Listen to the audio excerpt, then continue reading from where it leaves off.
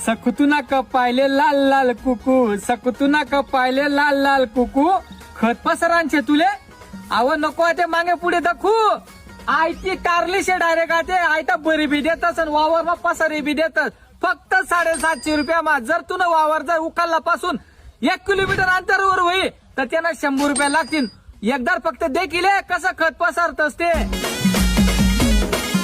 सकुतुना कपायले लाल लाल कुकू, सकुतुना कपायले लाल लाल कुकू. देख सकू कसं खत पसरी राहणं लिहा ते तुला नवरा ना मक्कू.